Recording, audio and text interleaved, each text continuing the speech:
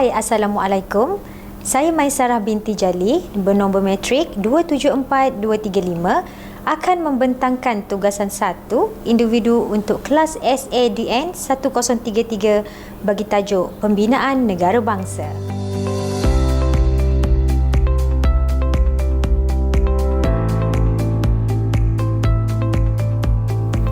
Negara secara umumnya boleh dirujuk kepada wilayah kewujudan kelompok manusia. Negara atau state adalah suatu unit politik yang mempunyai kedaulatan, tanggungjawab dan kuasa menjalankan hal ehwal pentadbiran sendiri. Bagi sains politik pula, perkataan negara merupakan sekumpulan manusia yang menduduki sesebuah wilayah yang tetap berada di bawah penyelenggaraan kerajaan dan tidak tertakluk kepada kuasa luar. Justru itu, sesebuah negara menurut rang undang-undang antarabangsa haruslah mempunyai elemen-elemen berikut, iaitu penduduk, iaitu rakyat atau populasi, wilayah, kerajaan dan kedaulatan. Dari segi bahasa, mempunyai maksud yang pelbagai, iaitu suatu kelompok manusia berdasarkan ciri fizikal, iaitu ras dan keturunan. Kaum iaitu suatu etnik berdasarkan ciri dan budaya.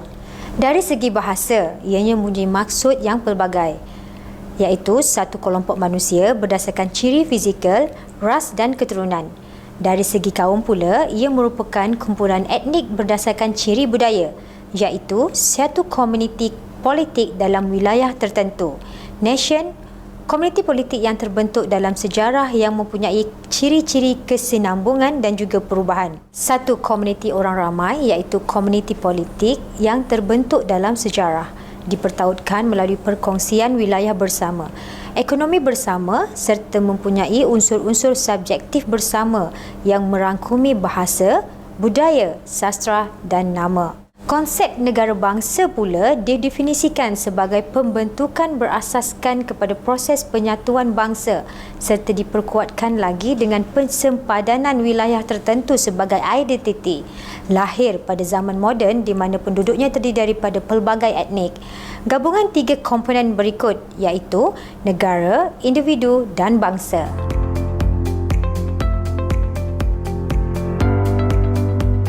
Negara iaitu merupakan satu unit politik yang mempunyai kedaulatan, tanggungjawab dan kuasa dalam menjalankan pentadbiran sendiri. Sebuah negara harus mempunyai elemen-elemen berikut iaitu penduduk, wilayah, kerajaan dan kedaulatan.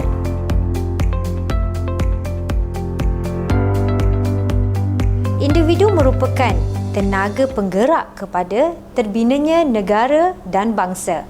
Hubungan sesama individu akan menggerakkan individu lain membentuk kumpulan berkongsi ciri-ciri persamaan dan kepentingan yang membentuk bangsa dengan motif pemerintahan sendiri dan kewujudan negara.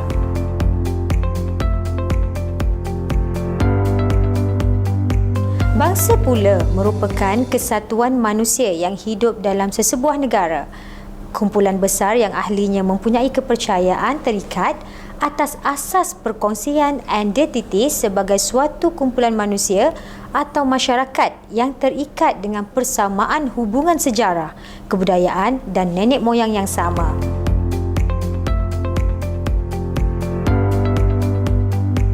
Pembinaan negara bangsa antara satu negara dengan negara yang lain adalah berbeza-beza.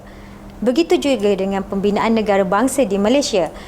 Proses yang perlu dilalui juga adalah amat panjang berdasarkan perkembangan negara masing-masing.